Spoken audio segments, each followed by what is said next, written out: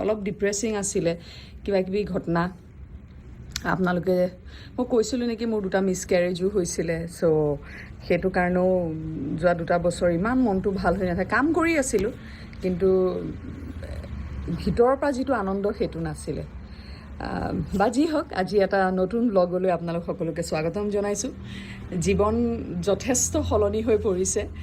কণমানিজনীৰ আগমনিৰ পৰা এতিয়া আপোনালোকে মই জানো সকলোৱে ছোৱালীক অলপ চাব বিচাৰে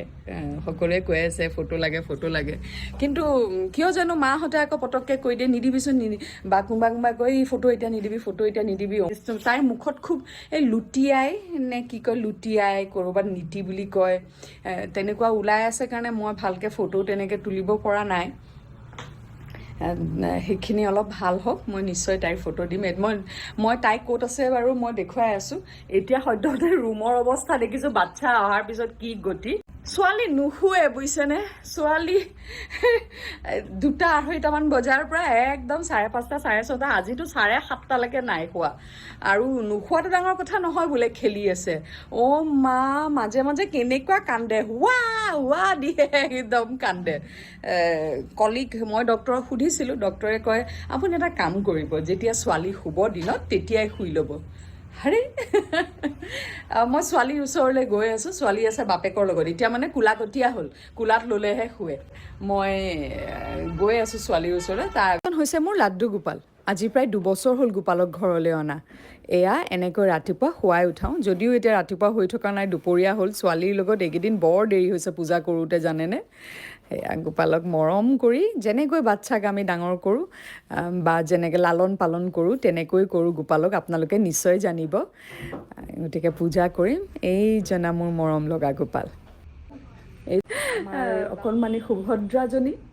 ভাল গোপালৰ ভনীয়েক সুভদ্ৰাজনীক দেখুৱাওঁ মুখখন এতিয়াই নেদেখুৱাওঁ দিয়ক কেইদিনমানৰ পিছত দেখুৱাম আগতে মই দেউতাক আৰু জীয়েকক দেখুৱাইছোঁ হৌৱা কোলাত লৈ খুৱাই একদম এতিয়া কোলাকটীয়া হ'ল এতিয়া বিচনাত নুশুৱে কৃষ্ণ আজি ৰাতিও লৈ থাকিবা হা ৰাতি মুখ দি নাক বজাই থাকিলে নহ'ব কিন্তু কৰে নাই যথেষ্ট কৰে ডাইপাৰ চেঞ্জ কৰাৰ পৰা ৰাতি লোৱাৰ পৰা শোৱাৰ পৰা পাৰফেক্ট ফাদাৰ পৰিমা এতিয়া দুৰ্ঘোৰ টোপনি এতিয়া দুৰ্ঘোৰ মোৰ মাত শুনিলে চেচ দুৰ্ঘোৰ টোপনি এতিয়া পূজা হৈ গ'ল চাকি জ্বলালোঁ ইমান যে মনটো ভাল লাগি যায় চাকি গছ জ্বলোৱাৰ পিছত মই ভ্লগ কৰি আপোনালোকক জনাম কেনেকৈ চমৎকাৰভাৱে মই সন্তানটি পাইছোঁ ভগৱানৰ আশীৰ্বাদত আপোনালোকৰ পৰা জানিব বিচাৰিম যে ৰাতি ছোৱালীয়ে নুশুলে ৰাতিয়ে বাচ্চা কান্দি থাকিলে আপোনালোকে কি কৰিছিলে বা কি কৰে আমি হ'লোঁ নতুন পেৰেণ্টছ নতুন অভিজ্ঞতা প্ৰত্যেকৰে অভিজ্ঞতা সুকীয়া বুলি কয় প্ৰত্যেকৰে কাৰণ